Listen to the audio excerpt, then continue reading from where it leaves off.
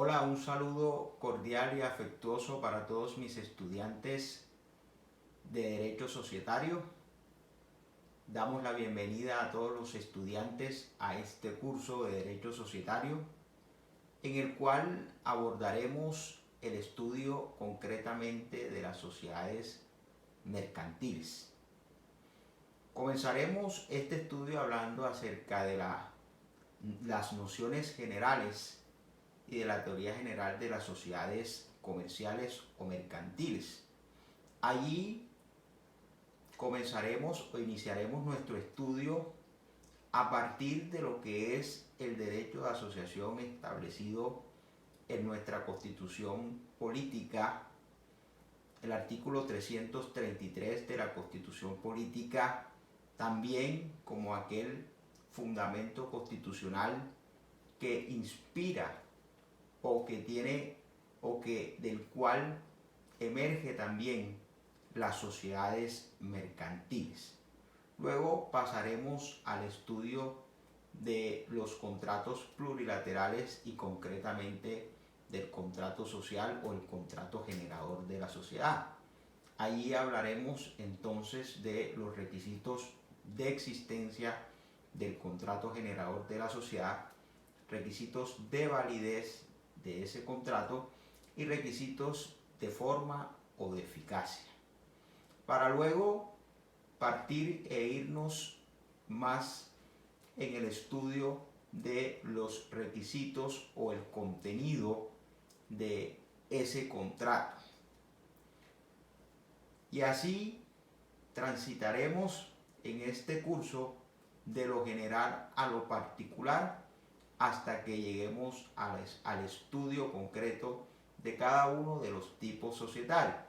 Entonces pasaremos al estudio de las sociedades colectivas, de la sociedad de responsabilidad limitada, la encomandita simple, encomandita por acciones, sociedad anónima, sociedad por acciones simplificada, sociedad de hecho, así, etcétera, etcétera. Estudiaremos cada uno de los tipos societarios, estableciendo y mencionando cuáles son los aspectos más descollantes de cada tipo societario y estableciendo diferencias entre un tipo societario y otro a efectos de determinar el régimen administrativo y de responsabilidad de cada uno de ellos.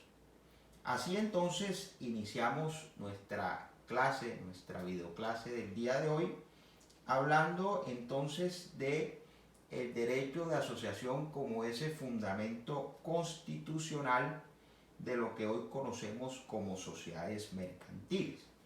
Lo primero que debemos señalar en cuanto al término asociación es que muchas personas confunden el término asociación con sociedad.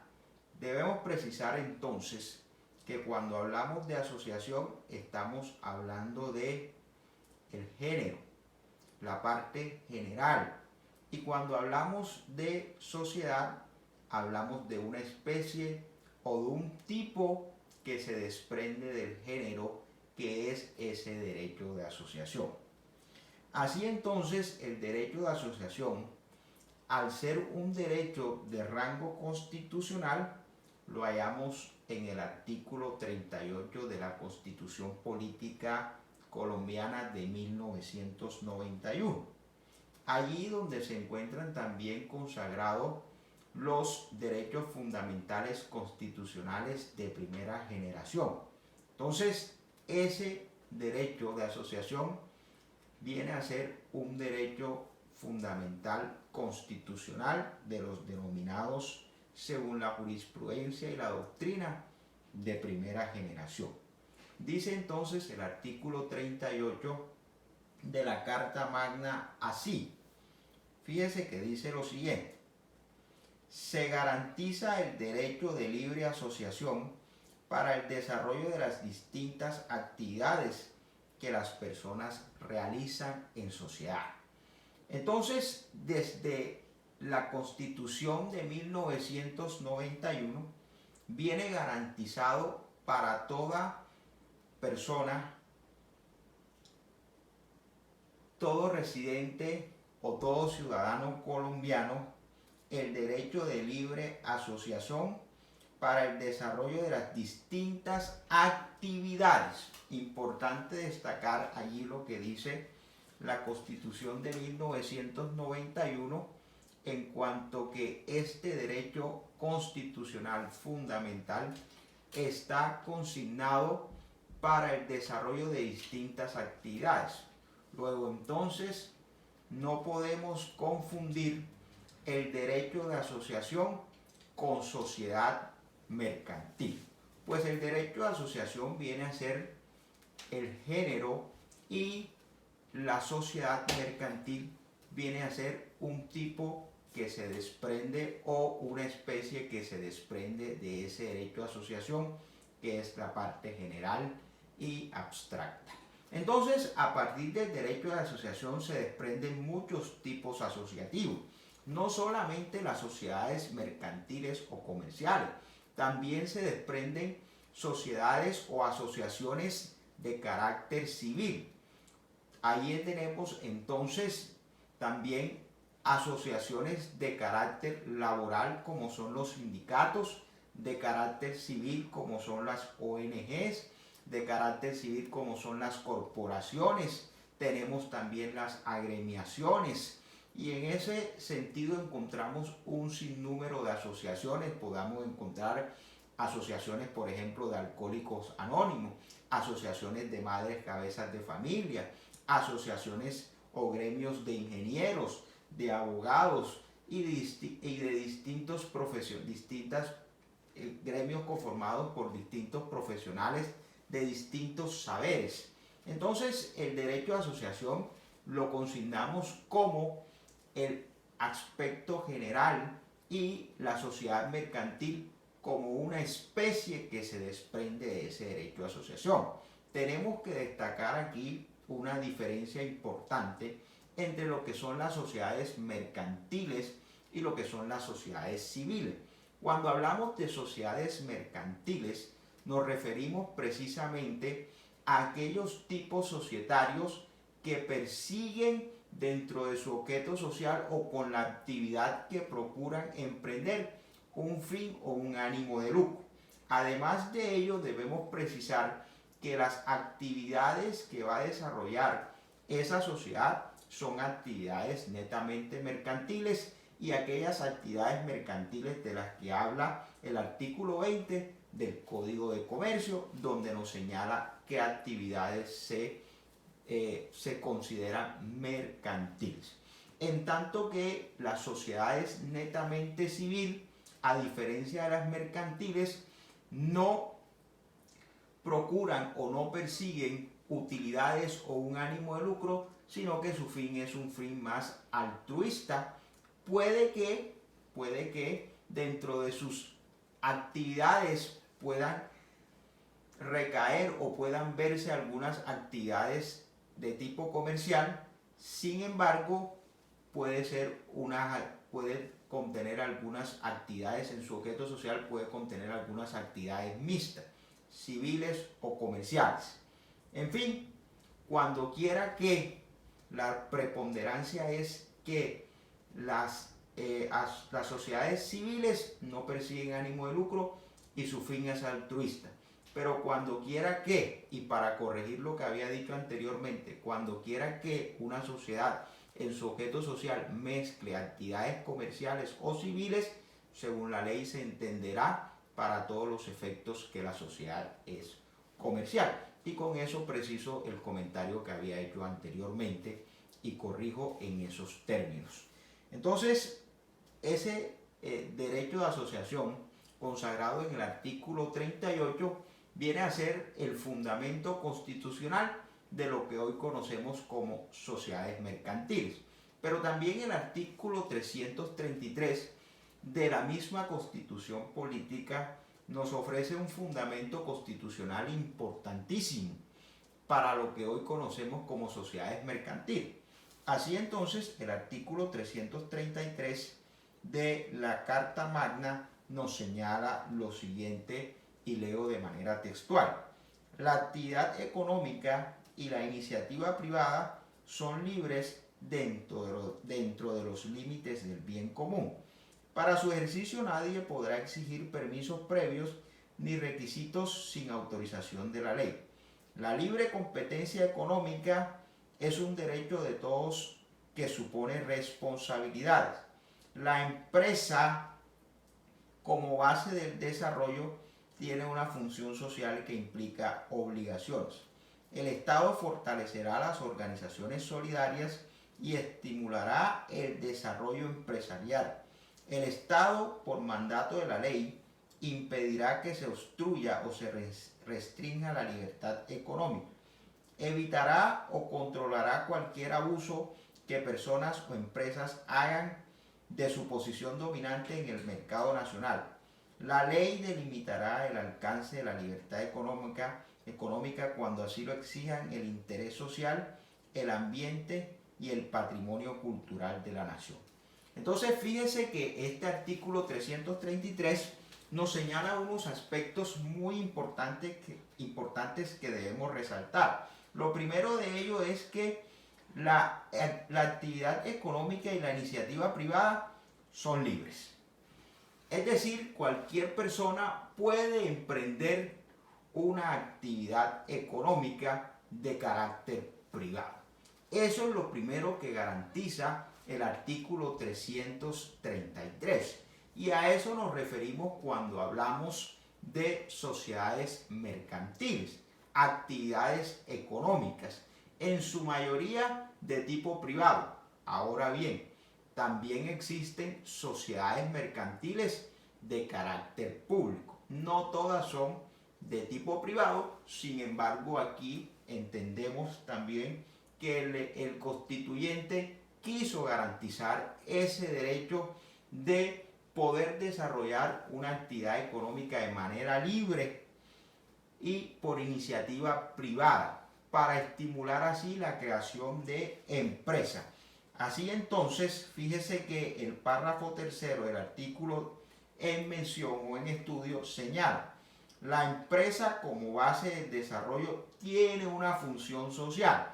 Entonces se refiere concretamente aquí el constituyente a la empresa. Entendemos como empresa aquel conjunto de bienes destinados a cumplir una función económica y organizados para prestar un servicio o desarrollar una actividad económica. Aquel conjunto de bienes organizados para la prestación de un servicio o una actividad económica. Eso entendemos como empresa.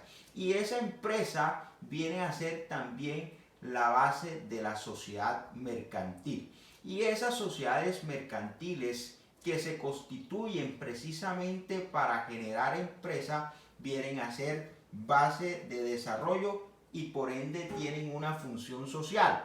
Tienen una función social porque por cuanto la empresa es generadora de empleo y por ende de riquezas para la sociedad.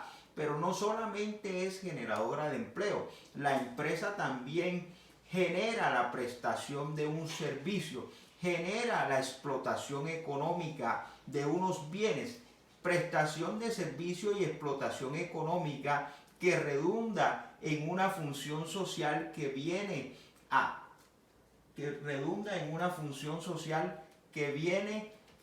traer un beneficio a la sociedad en general y a la comunidad en general. Entonces tenemos como fundamento de las sociedades mercantiles, fundamento constitucional, el artículo 38 y el artículo 333 de la Constitución Política. No solamente ese reconocimiento de ese derecho de asociación viene señalado en la Constitución Política, sino también en tratados y pactos internacionales, que sabemos nosotros que en virtud del artículo 93 de nuestra Constitución Política hacen parte del llamado bloque de constitucionalidad y tienen rango de norma constitucional al interior de nuestra legislación. Así entonces, fíjese el artículo 20 de la Declaración Universal de los Derechos Humanos nos señala lo siguiente. Artículo 20. Fíjese lo que nos dice. Toda persona tiene derecho a la libertad de reunión y de asociación pacíficas. Ahí está. De igual manera, nos señala el Pacto Internacional de Derechos Civiles y Políticos en su artículo 22 lo siguiente. Mire lo que nos dice. Artículo 22. Toda persona tiene derecho a asociarse libremente con otras, incluso el derecho de fundar sindicatos y afiliarse a ellos para la protección de sus intereses. Entonces, ahí está claro la consagración del derecho de asociación. La Convención Europea de Derechos Humanos, mire lo que nos señala en su artículo número 11. Toda persona tiene derecho a la libertad de reunión pacífica y a la libertad de asociación, incluido el derecho de fundar con otros sindicatos y de afiliarse a los mismos para la defensa de sus intereses. Entonces, ahí está también absolutamente claro ese derecho de asociación. La Convención Americana sobre Derechos Humanos en su artículo 16 nos señala lo siguiente. Todas las personas tienen derecho a asociarse libremente con fines ideológicos, religiosos, políticos, económicos, laborales, sociales, culturales, deportivos o de cualquier índole. Ahí está claramente consagrado el derecho de asociación. La Carta Africana de Derechos Humanos y de los Pueblos en su artículo 10 nos señala lo siguiente. Todo individuo tendrá derecho a la libre asociación siempre que cumpla con la ley. Entonces, así vemos que el derecho de asociación es un derecho que no solamente viene consagrado en la Constitución política, sino que además también viene consagrado en muchos pactos y convenciones internacionales que han sido ratificadas por el Estado colombiano y que hacen parte de la legislación interna con fuerza de norma constitucional en virtud de lo señalado por el artículo 93 de la Constitución, que se conoce como el famoso bloque de constitucionalidad. En cuanto a este derecho de asociación, la jurisprudencia de la Corte Constitucional ha explicado en qué consiste y ha definido a través de la sentencia C-597 de 2010 lo que la Corte llamó el núcleo esencial del derecho de asociación. En esa sentencia, la Corte Constitucional mencionó lo siguiente y dijo que el núcleo esencial del derecho de asociación comprende las siguientes posibilidades, concretamente 4 aspectos. Los llamaron ellos 2 aspectos de la esfera positiva y 2 aspectos de la esfera negativa. Así entonces, la esfera positiva se concreta en los 2 primeros aspectos. Primero, la de intervenir en la creación de cualquier nueva institución. Entonces, el derecho de asociación le permite a cualquier persona intervenir en la creación de cualquier nueva institución. Llámese sociedad mercantil, llámese ONG, llámese fundación, llámese corporación, llámese gremio, llámese grupo, llámese sindicato. Es un derecho que le asiste a toda persona de intervenir en la creación de cualquier grupo o tipo o forma asociativa. Segundo, la de vincularse a cualquiera que hubiera sido previamente creada por iniciativa de otras personas. Entonces, fíjense que no solamente tiene el derecho de crearla, sino también tiene el derecho de vincularse a aquellas que hayan sido previamente creadas por otras personas. Tercero, que comprende la esfera negativa, según lo ha denominado la Corte, la de retirarse a libre voluntad de todas aquellas asociaciones a las que pertenezca. Entonces, si una persona pertenece a una asociación o sociedad que por alguna motivación o alguna razón decidió hacer parte un día determinado, pero que con el paso del tiempo decidió ya no seguir formando parte de ese grupo o asociación por distintas razones, tiene derecho a retirarse libremente. Así entonces, por ejemplo, existen asociaciones estudiantiles y puede que un estudiante o un grupo de estudiantes hayan constituido una asociación estudiantil con el objeto de defender los derechos e intereses de los estudiantes. Sin embargo, transcurrido un tiempo, las personas que están allí se dieron cuenta que la asociación no estaba cumpliendo con el objeto para el que fue creado y no le vieron sentido seguir allí. Están en la libertad de retirarse cuando quieran. La número 4 es el derecho a no ser forzado a ser parte de ninguna organización en concreto, especialmente como requisito previo para el ejercicio de otros derechos. Este cuarto aspecto, que hace parte de la esfera negativa, es un aspecto que es muy propio del derecho laboral.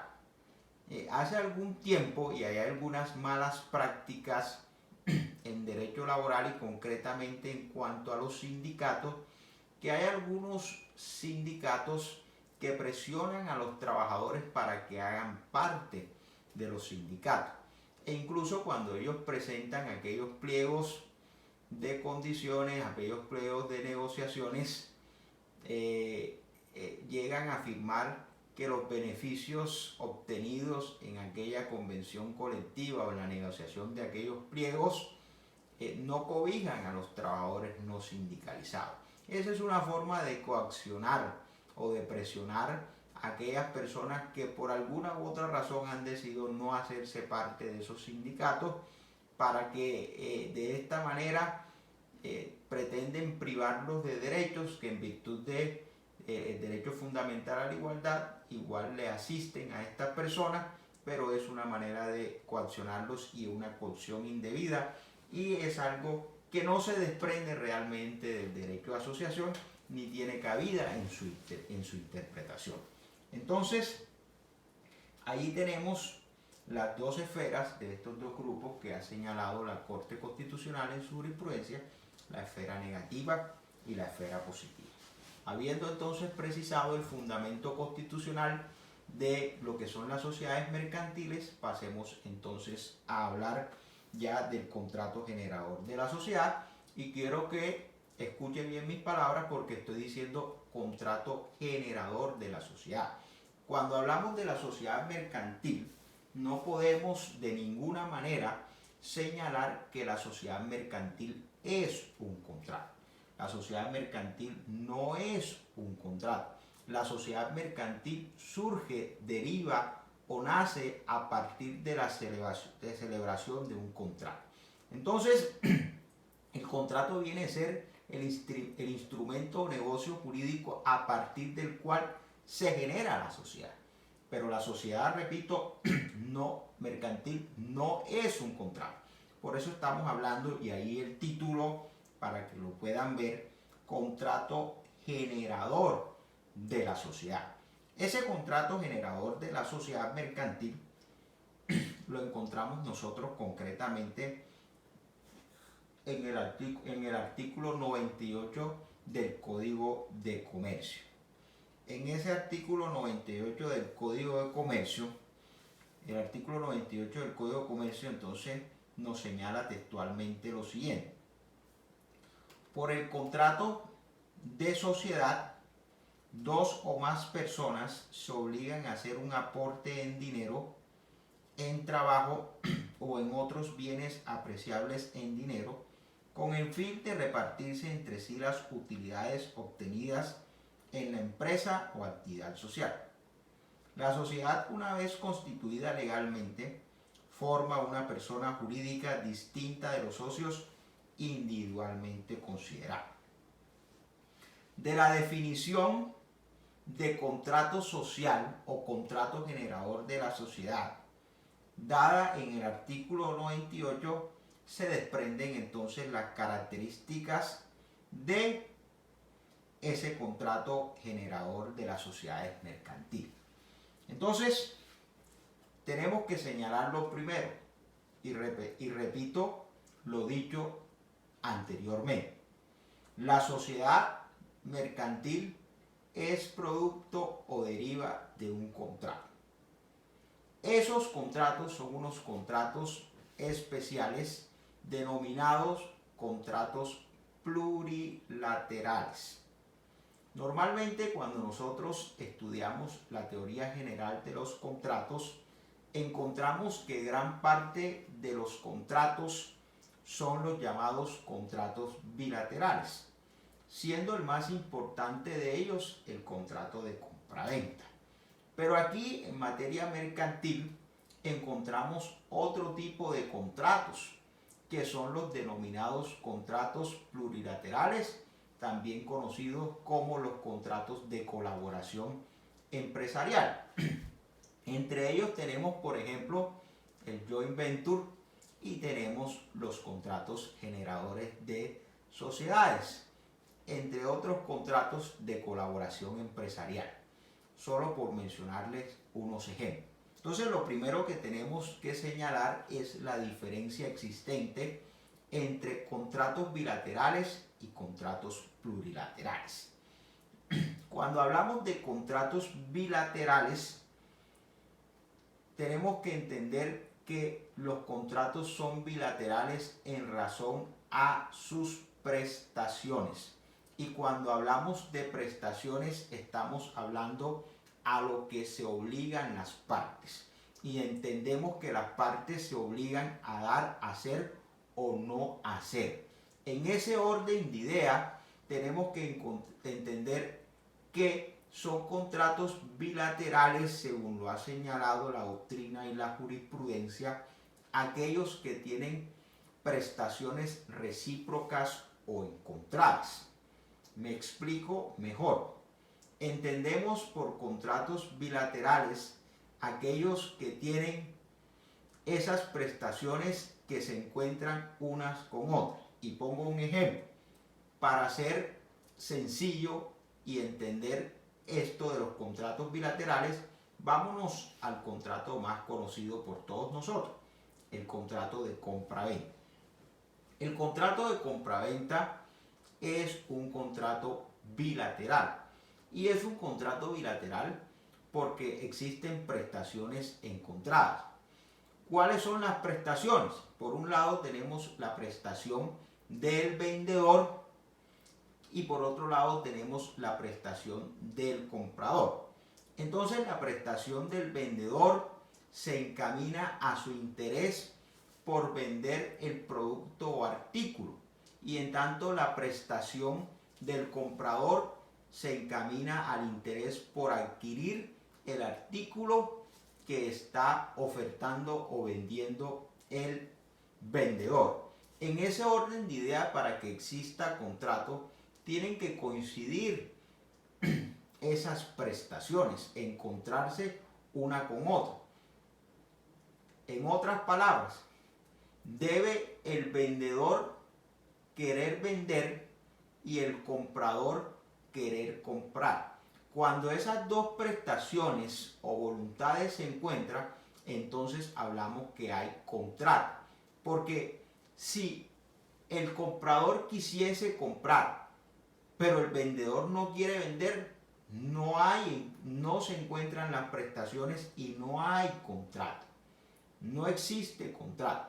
De tal manera que hablamos de prestaciones derivadas, donde la prestación del uno deriva de la otra. El comprador puede comprar porque el vendedor está interesado en vender. Y a su vez el vendedor puede vender porque el comprador está interesado en comprar. En última, si el vendedor no estuviera interesado en vender, el comprador no pudiera comprar. Y si el comprador no estuviera interesado en comprar, el vendedor no pudiera vender. Entonces, fíjense cómo hay prestaciones allí encontradas.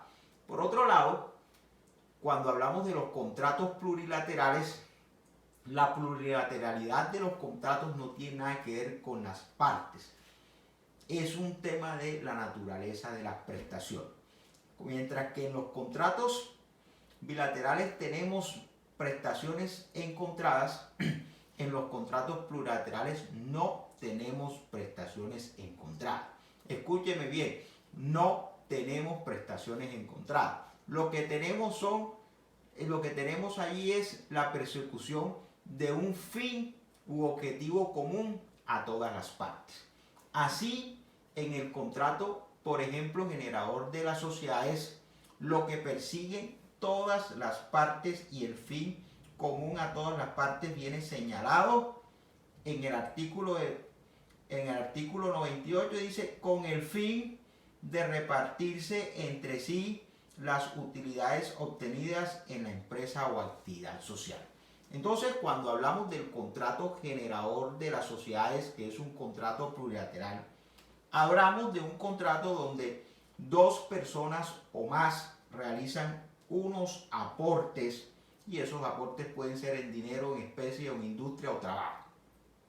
Pero esos aportes a los que se obligan las partes tienen un fin u objetivo común, y es la creación de una empresa que les permita desarrollar una actividad económica con el fin de que esa actividad económica le genere utilidades. El único fin que persiguen los comerciantes al constituir una sociedad es el lucro. Si usted quiere constituir una sociedad que no tenga ánimo de lucro, entonces debe constituir una sociedad civil. Pero si usted lo que persigue es el lucro, debe constituir entonces una sociedad mercantil. Entonces ahí está la diferencia entre los contratos bilaterales y los contratos plurilaterales. Repito, los contratos plurilaterales persiguen un fin u objetivo común. En tratándose del contrato generador de la sociedad, el fin u objetivo común es generar utilidades para que luego sean distribuidas entre los socios. Como el contrato plurilateral no tiene prestaciones encontradas, no podemos entonces hablar de excepción de contrato no cumplido o condición resolutoria.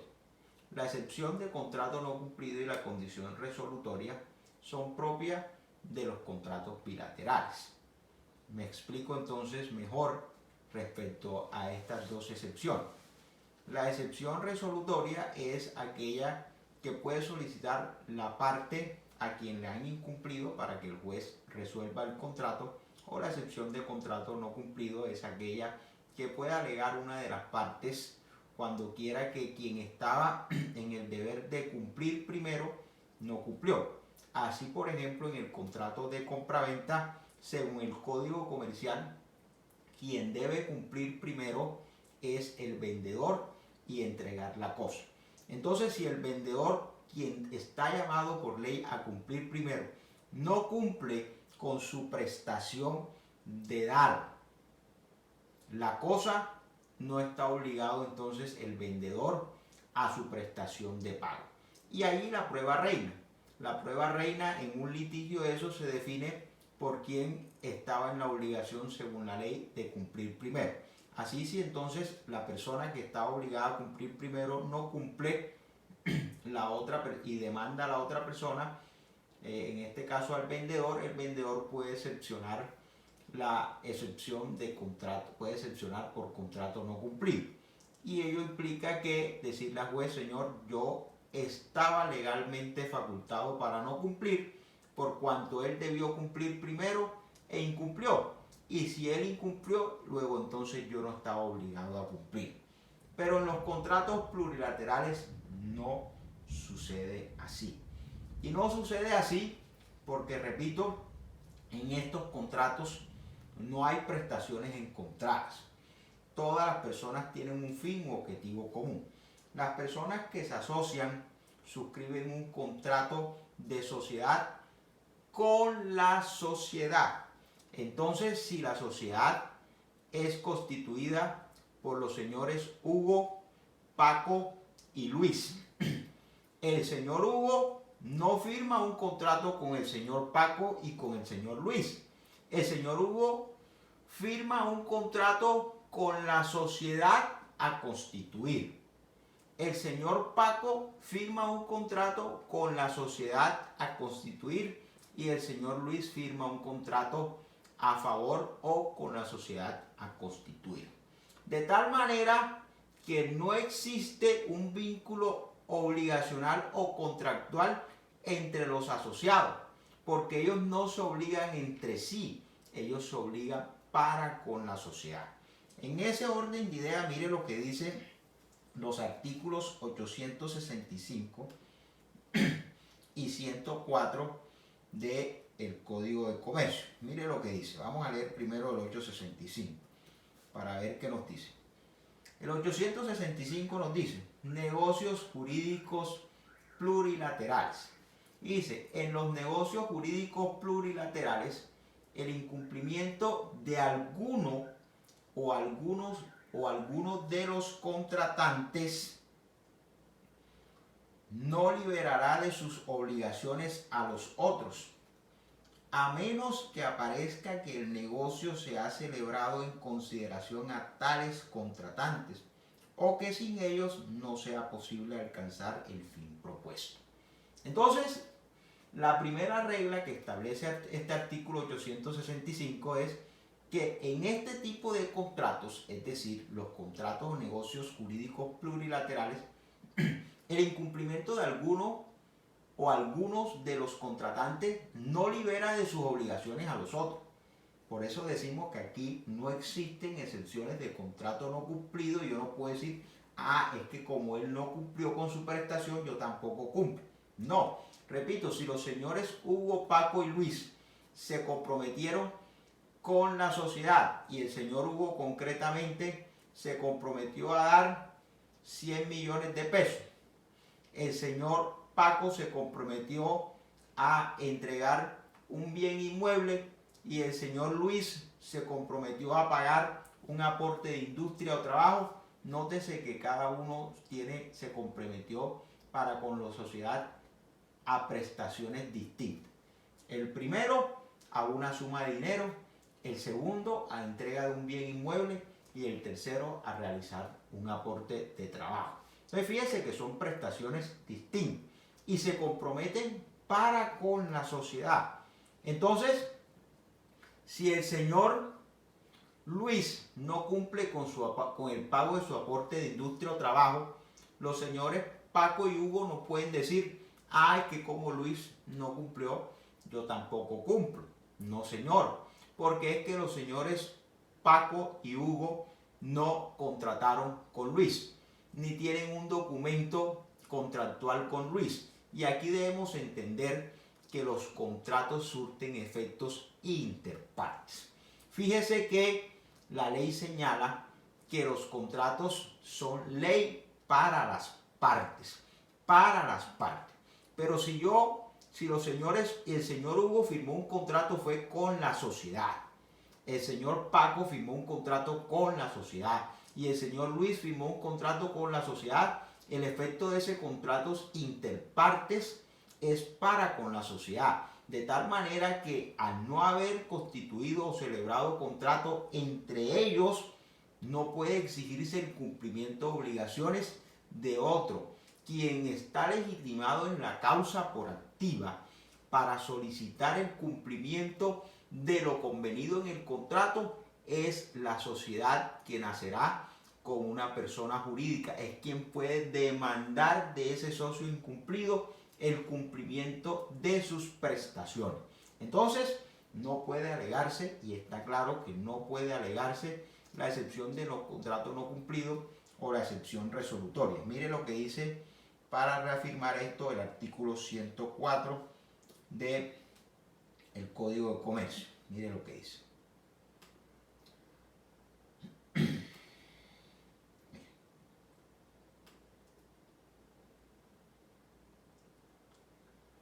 Dice, los vicios del contrato de sociedad o el defecto de los requisitos de fondo indicados en el artículo 101, requisitos de fondo que indica el artículo 101, son los llamados requisitos de validez. Y en eso tenemos entonces el consentimiento excepto de vicio, que verse sobre un objeto lícito, sobre una causa lícita y que tenga capacidad legal. Esos son los 4 elementos que señalan la validez de todos los contratos, no solamente el contrato plurilateral, sino de todos los contratos.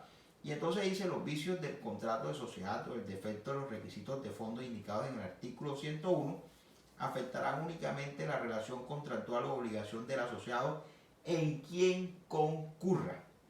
Fíjese eso. Si hay unos vicios que generan nulidad, sea nulidad relativa o sea nulidad absoluta, esos vicios solamente afectan el vínculo contractual en la persona en quien concurre.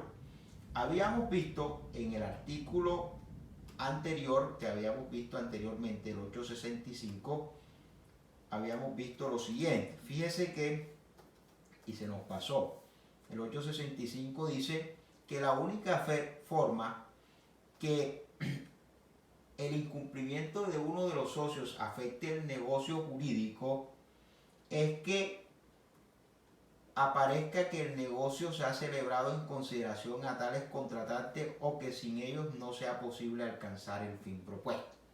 Hay algunos tipos societarios que se requiere realmente de la participación de unas personas para llevar a cabo la empresa.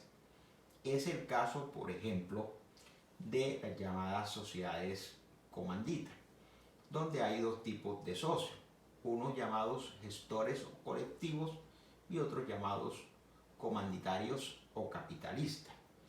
En este tipo societario, en estos tipos societarios, los socios gestores son los que conocen el giro ordinario de los negocios de la sociedad, son los que tienen lo que se llama en derecho comercial el know-how, el saber cómo desarrollar la empresa, cómo llevar a cabo el negocio, de tal manera que los comanditarios son meros aportantes de capital.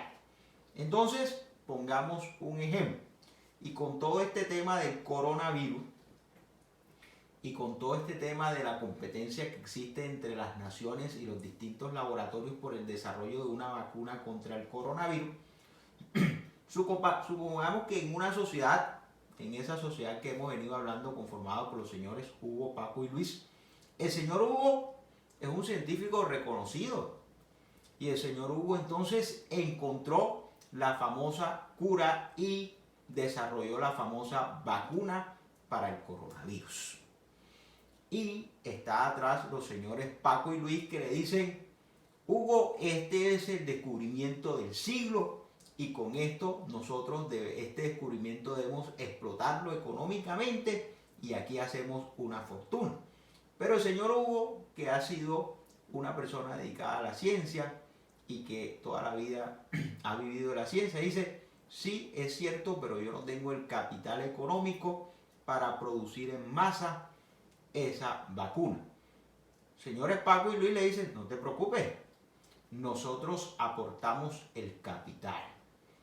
Y ahí están las prestaciones. Le dicen: usted aporta la vacuna, nosotros aportamos capital. Entonces usted debe entregar a la sociedad la patente de esa vacuna, para que a través de esa patente nosotros adquiramos los derechos de explotación sobre esa vacuna. Llegado el momento, los señores Paco y Luis cumplen con su prestación de pagar las sumas de dinero a la sociedad, pero el señor Hugo no cumple con su prestación de transferir la patente a la sociedad. En ese caso, se entiende que la empresa no se puede desarrollar si Hugo no cumple con su prestación, porque el objeto de la empresa precisamente es la explotación económica de esa vacuna. Y si el señor Hugo no cumple, no se puede desarrollar la empresa. En esos casos se afecta el negocio jurídico en general. Esa es una excepción, pero la regla general es que el incumplimiento de uno de los socios no afecta el vínculo de los demás ni el negocio jurídico. Es decir, no invalida el contrato. Señores, usted no cumplió, chao, lo sacamos de la sociedad, lo excluimos de la sociedad y seguimos los que cumplieron. Pero si esa persona que se excluye es esa persona que la empresa no puede desarrollarse sin él, como es el caso de Hugo, inventor de la vacuna del coronavirus, que no cumplió, ese caso sí afecta a todo el negocio. Y la segunda excepción es que esa persona sobre quien recae o que ha incumplido se entienda que sin ellos no puede cumplirse o alcanzar el fin propuesto.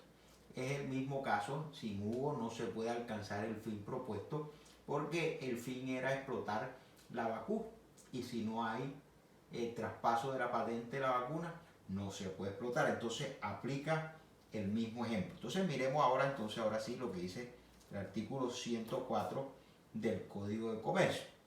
Vicio en el contrato de sociedad. Ya aquí pasamos a hablar de régimen de nulidades en temas sociales. Los vicios del contrato de sociedad o el defecto de los requisitos de fondos indicados en el artículo 101 afectarán únicamente la relación contractual o obligación del asociado en quien concurra. Entonces, repito, esos vicios del 101 aquí están para que lo veamos. Entonces son los requisitos de validez. Hablamos entonces de capacidad legal, consentimiento exento de vicio y hablamos de objeto y causa lícita. Ya ustedes saben lo que es el consentimiento exento de vicio, así que no nos detendremos a estudiar eso. Ya saben lo que es el error, lo que es la fuerza, lo que es el dolo, etcétera, etcétera. Ya ustedes saben lo que es la capacidad legal y cómo se diferencia de la capacidad de goce, en fin, y ustedes saben lo que es objeto lícito y causa lícita. Sin embargo, voy a precisar el aspecto de objeto lícito y causa lícita, porque a veces muchos estudiantes no precisan lo que es el objeto lícito. El mismo artículo 104 nos dice en su parte final: habrá objeto ilícito cuando las prestaciones a que se obligan los asociados o la empresa o la actividad social sean contrarias a la ley. Entonces, ¿cuándo hay objeto ilícito? 1. Cuando las prestaciones a que se obligan los asociados o la empresa o la actividad social sean contrarias a la ley. Entonces, por ejemplo, si un asociado se obliga a pagar con aporte a pagar un aporte de un cargamento de 2 toneladas de cocaína, es una prestación ilícita porque es contraria a la ley. Si el objeto social al que se va a dedicar la empresa, y la empresa dice tiene por objeto la producción y comercialización de estupefacientes, concretamente bazuco, marihuana, cocaína, eso es una prestación ilegal. ¿Por qué? Porque en Colombia está prohibido la comercialización y consumo de esas sustancias. En principio. Ahora con la tesis de la dosis personal, ya ahí hay alguna, pero en principio esa actividad mercantil como actividad mercantil es ilegal. Entonces, ese es un objeto ilícito. Y sigue diciendo la parte final del artículo 104. Habrá causa ilícita cuando los móviles que induzcan a la celebración del contrato contraríen a la ley o al orden público o sean comunes o conocidos por todos los socios. ¿Cuándo hay causa ilícita? Cuando las razones que me motivan a contratar son ilegales. Cuando los motivos que me inducen a la celebración del contrato son contrarios a la ley o al orden público. Así, por ejemplo, si yo quiero constituir una sociedad con el objeto de defraudar al Estado o con el objeto de blanquear unos dineros productos de actividades ilícitas, esa sociedad tiene una causa ilícita. ¿Por qué? Porque las razones que me inducen a la constitución de la sociedad son razones ilegales, son razones ilícitas, contrarias a la ley. Entonces ahí está la diferencia entre objeto y causa ilícita. Volvamos a la parte primera del artículo 104, cuando hablamos que los vicios señalados en el artículo 101 solamente afectarán o únicamente afectarán únicamente la relación contractual o obligación del asociado en quien concurre. Así entonces, si encontramos que existe causa ilícita en uno de los socios porque decidió invertir en la sociedad con el objeto o con la intención de blanquear unos dineros que había adquirido o que había obtenido de manera ilegal, en él se configura una causa ilícita. Sin embargo, puede que los demás socios hayan pagado su aporte y que su aporte provenga de una causa totalmente legal o lícita. Fíjese que nada tienen que ver los demás socios con la ilicitud de ese socio. Luego entonces, como los demás socios no firmaron contrato con ese socio, los demás socios no tienen en principio una relación contractual directa con ese socio, no tiene por qué afectarlo a ellos los defectos que puedan concurrir en ese socio. Eso hay que tenerlo absolutamente claro. ¿Para qué? Para que nosotros no cometamos errores.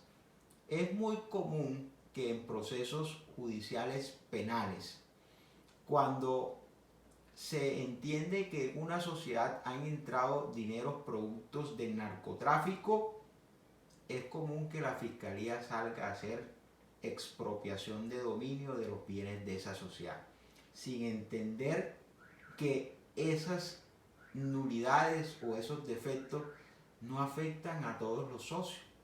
Ahí el único bandido fue ese socio que introdujo dinero ilícito, pero el dinero de todos los demás con el que se constituyó la sociedad son dineros totalmente legales. Y debe entender, y luego salen a hacer expropiación y salen a la palestra pública la sociedad, diciendo que es una sociedad permeada por dinero del narcotráfico y daña el buen nombre de todos los demás socios que no tenían ni idea que ese socio había introducido dinero producto del narcotráfico. Finalmente tiene que salir el Estado a responder cuando se dé cuenta que ese vínculo era un vínculo personal y que no afectaba a los demás socios. Eso es muy importante. Entonces, finalmente, aquí el segundo párrafo del artículo 4 nos dice: la incapacidad relativa de los vicios del consentimiento solo producirán nulidad relativa del contrato. La incapacidad absoluta y la ilicitud del objeto de la causa producirán nulidad absoluta. ¿Cuándo predicamos nulidad relativa de los contratos? Concretamente el contrato general de la sociedad, cuando nos referimos a capacidad o consentimiento exento de vicio. Allí se surte o se genera lo que se llama como incapacidad relativa, que son incapacidades o nulidades relativas que son saneables, es decir, que se pueden sanear. En tanto que el objeto y la causa ilícita producen nulidades absolutas, es decir, que no se pueden sanear. Entonces, eso es muy importante.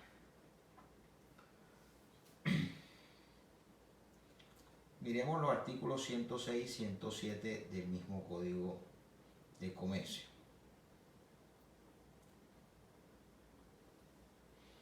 Artículo 106. La nulidad proveniente de ilicitud del objeto o de la causa no podrá sanearse. No obstante, cuando la ilicitud provenga de la prohibición legal o de la existencia de un monopolio oficial, la abolición de la prohibición del monopolio purgará el contrato del vicio de nulidad. Entonces, en principio, la regla general, lo que le había dicho, cuando existe objeto y causa lícita, la nulidad es absoluta y por lo tanto no es saneable. Ahora, si mañana el Estado, a través de su órgano legislativo, legaliza el consumo de sustancias alucinógenas y permite la explotación y comercialización, esa nueva legislación purgará la nulidad y en consecuencia hará tránsito de un objeto ilícito a ser un objeto lícito y validará el contrato. Es lo que nos señala aquí el artículo 106. El artículo 117 nos dice: el error de hecho acerca de la persona o de uno de los asociados viciará el consentimiento cuando el contrato se celebre en consideración a la persona de los mismos como la sociedad colectiva. Entonces ya nos comienza a hablar de lo que son los vicios del consentimiento y cómo afectan el contrato simplemente con nulidad relativa. Ahí estamos, entonces es importante. En cuanto a las características, entonces seguimos hablando de las características del contrato generador de sociedad. Tenemos que es un contrato nominado. Y es un contrato nominado porque cuando hablamos de contrato nominado nos referimos a aquellos contratos, conocemos como contratos nominados o típicos, son aquellos contratos que tienen una reglamentación expresa dentro del derecho positivo. Concretamente, esa regulación respecto al contrato generador de la sociedad lo encontramos en el artículo 98 y subsiguientes del Código de Comercio. Hay otra clase de contratos que se llaman atípicos o innominados.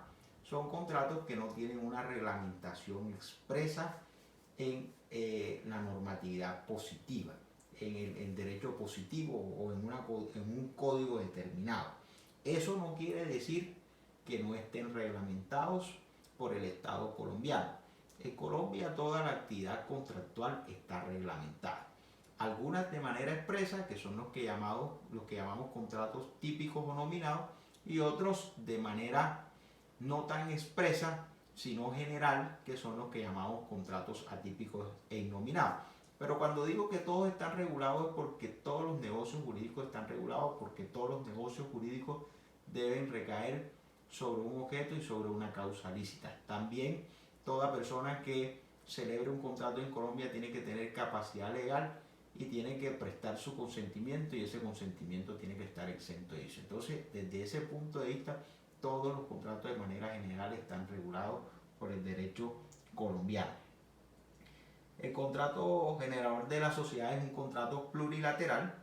Ya hemos explicado que la plurilateralidad no consiste en el número de partes, sino en el fin u objetivo que persiguen las partes. Es plurilateral porque todas las partes persiguen un fin u objetivo común. Es un contrato solemne, y es un contrato solemne porque, según lo que señala el artículo 110 del Código de Comercio, vamos a verlo, el artículo 110 del Código de Comercio dice: la sociedad comercial se constituirá por escritura pública en la cual se expresará. Entonces es solemne porque para su constitución requiere de la solemnidad de la escritura pública. Entonces las sociedades tradicionales, como son la sociedad colectiva, responsabilidad limitada, comandita simple, comandita por acciones, sociedad anónima, requieren de escritura pública.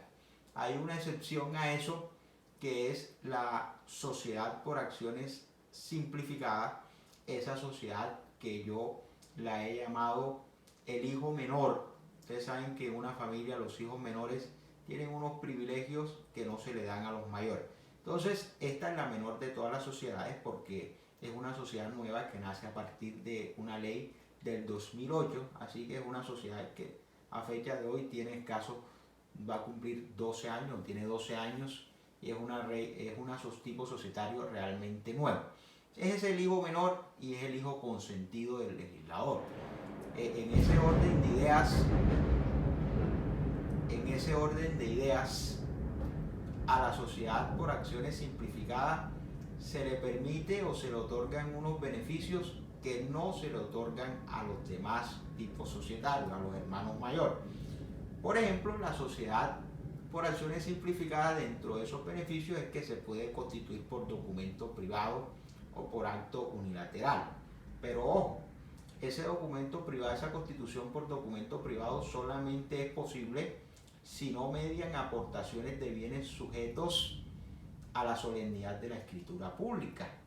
Porque si hay aportaciones por uno de los socios sujetos a la solemnidad de la escritura pública, verbigracia, bienes inmuebles, entonces tendrá que constituirse la sociedad por escritura pública para que en esa misma escritura pública se pueda surtir en debida forma la tradición del bien inmueble. Entonces, repito, solamente es posible la creación por documento privado cuando no medien aportaciones de bienes sujetos a la formalidad de la escritura pública.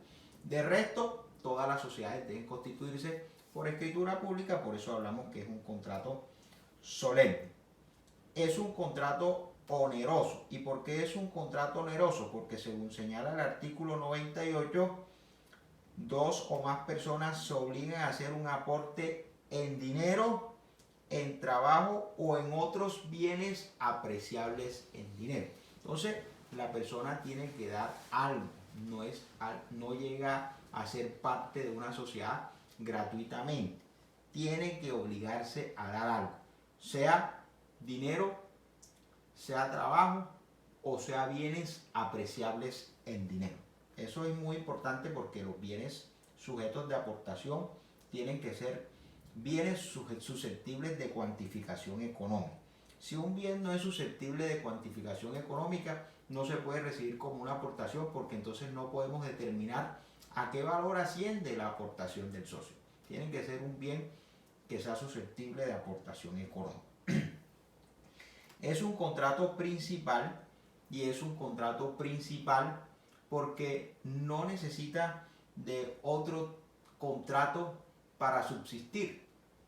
Él subsiste por sí solo. Es un contrato principal, es un contrato consensual por cuanto las partes tienen que querer o tienen que consentir en constituir esa sociedad o permanecer en asociación.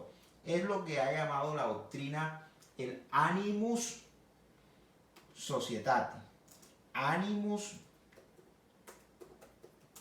societatis.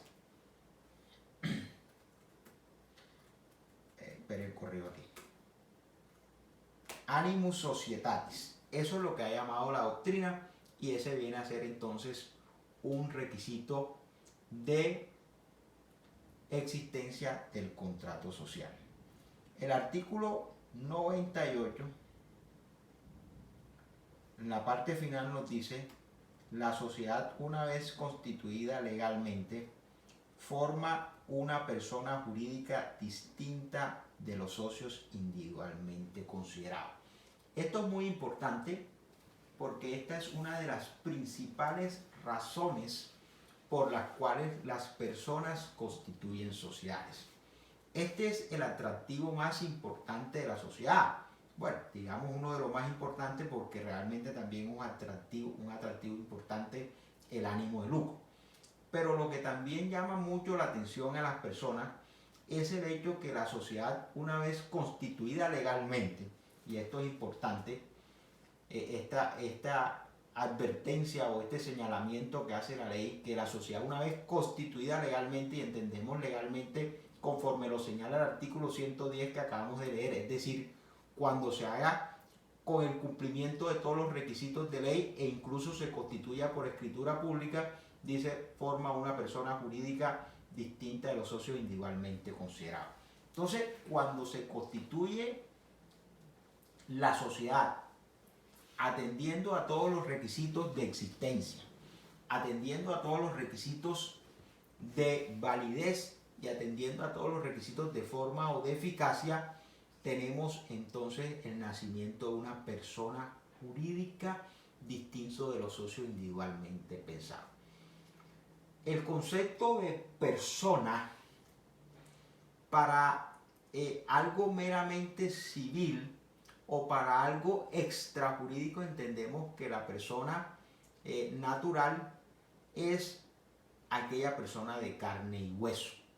Pero para el ámbito jurídico entendemos por persona aquella entidad jurídica que reúne unas cualidades que le otorgan una personalidad.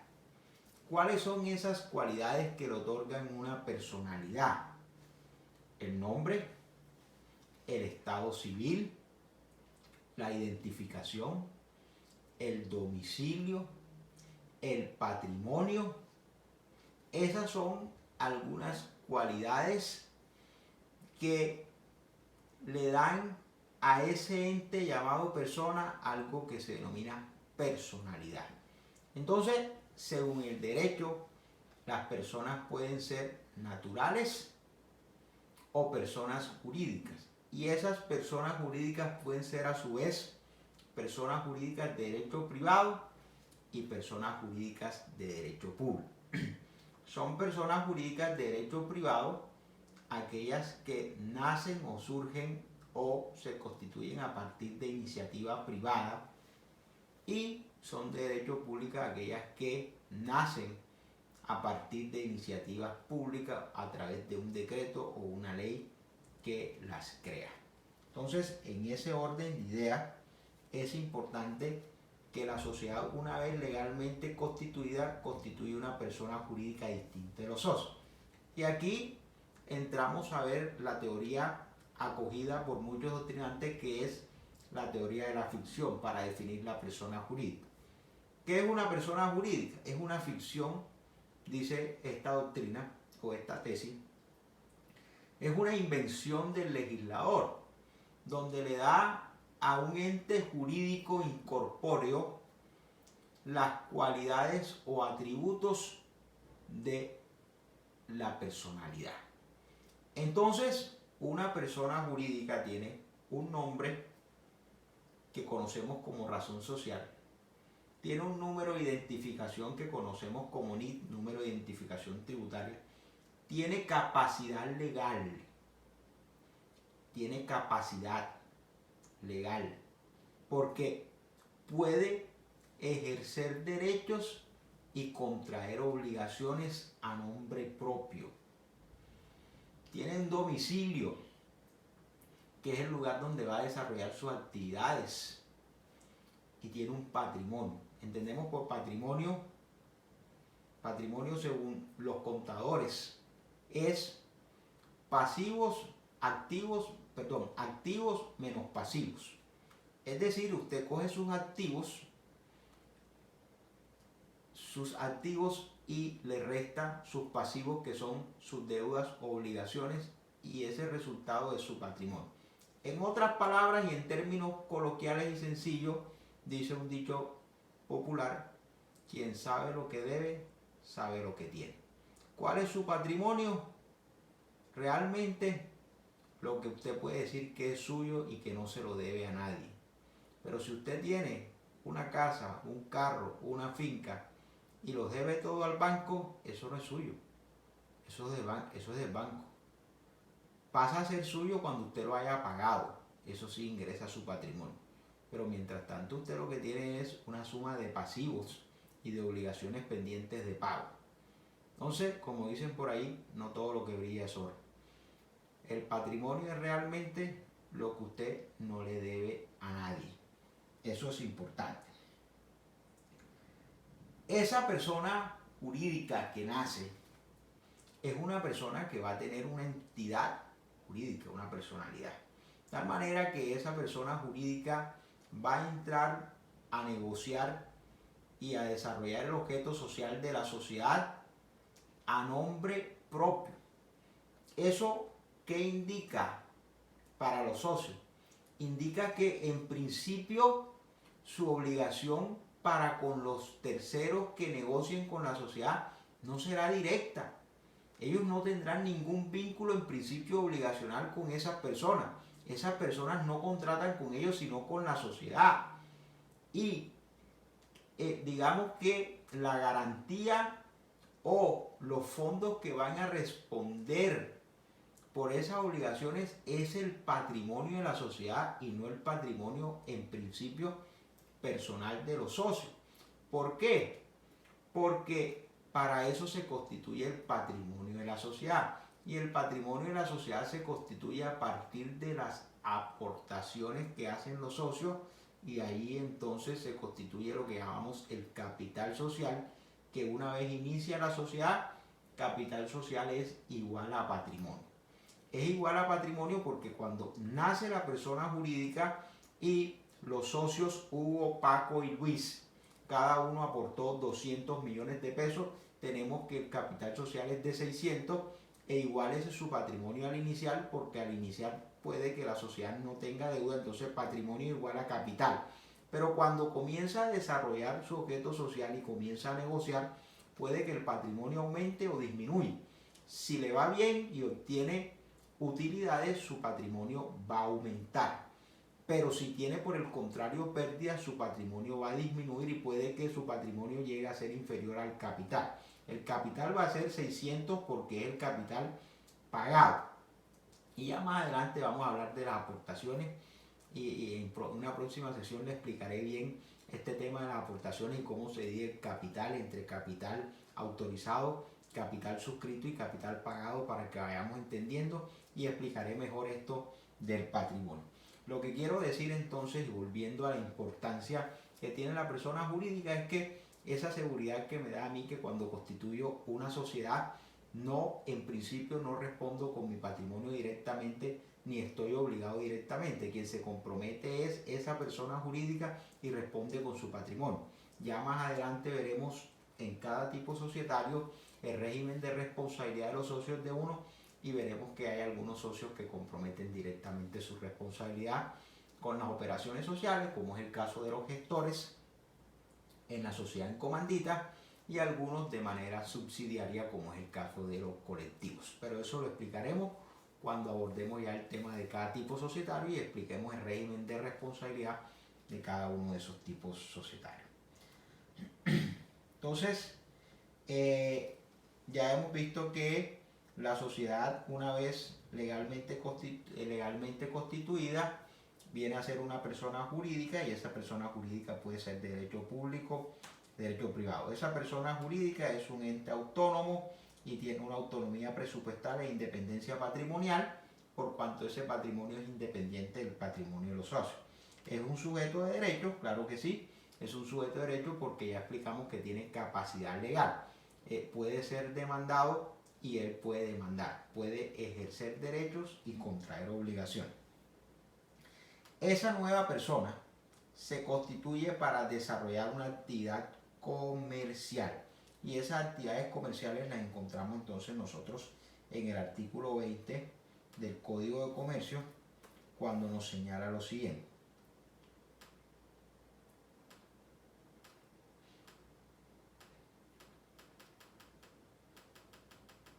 Artículo 20 del Código de Comercio nos señala lo siguiente: actos y operaciones y empresas mercantiles. Son mercantiles para todos los efectos legales, y nos trae una lista de 19 actos que se consideran mercantiles. Realmente 18, porque el 19 dice los demás actos y contratos regulados por la ley mercantil. Entonces ahí tenemos todos los actos que se consideran mercantiles. Por otra parte, el artículo 100 nos dice: se tendrán como comerciales para todos los efectos legales las sociedades que se formen para la ejecución de actos y empresas mercantiles. Si la empresa social comprende actos mercantiles y actos que no tengan esa calidad, la sociedad será comercial. Las sociedades que no contemplen en su objeto social actos mercantiles serán civiles. Sin embargo, cualquiera que sea su objeto, las sociedades comerciales y civiles estarán sujetas para todos los efectos a la legislación mercantil. Por eso les decía al principio que las sociedades pueden ser mercantiles o civiles. Y decíamos que son sociedades mercantiles aquellas que persiguen un ánimo de lucro, y son civiles aquellas que persiguen fines altruistas y que por ende no persiguen un ánimo de lucro.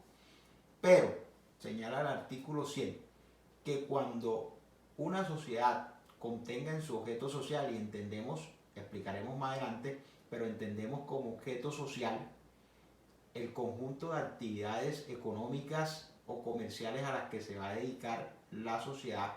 Ese conjunto de actividades a las que se va a dedicar la sociedad pueden ser actividades mercantiles o pueden ser actividades civiles. Si son puramente actividades mercantiles, la sociedad es mercantil. Si son puramente actividades civiles, la sociedad para todos los efectos es civil. Pero si la sociedad en su objeto social contiene un objeto social variado, mixto, en el sentido de que tiene actividades mercantiles pero también tiene actividades civiles, según el artículo 100 se entenderá para todos los efectos que la sociedad es mercantil. En últimas, sigue diciendo el artículo 100, sea la sociedad civil o mercantil, se regirá por las normas del Código del Derecho Mercantil. Entonces, eso es muy importante que lo tengamos en cuenta para saber diferenciar cuando una sociedad es mercantil y cuando una sociedad es comercial, y definir que tanto civiles y comerciales se regirán por las normas del derecho mercantil. Finalmente, el propósito de constituir o el fin de constituir una sociedad es el ánimo de lucro. Los comerciantes en todas sus actividades lo que persiguen es el ánimo de lucro. Quien no persiga ánimo de lucro debe constituir una sociedad civil. Bueno, creo que hemos agotado este tema. Nos queda por definir los elementos de existencia del contrato, los elementos de validez del contrato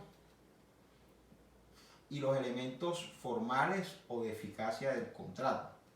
Así de hablar de la sociedad como una persona jurídica. Hemos avanzado ya, tenemos ya 1 hora y 15. Nos extenderíamos mucho en esta videoclase si abordamos este tema ahora. Entonces dejemos el tema de los elementos de existencia, elementos de validez y de forma del contrato y lo que es la sociedad como persona jurídica para la próxima videoclase. Espero sus preguntas, nos vemos en la próxima sesión. Cualquier duda será atendida en la próxima sesión. Un saludo para todos.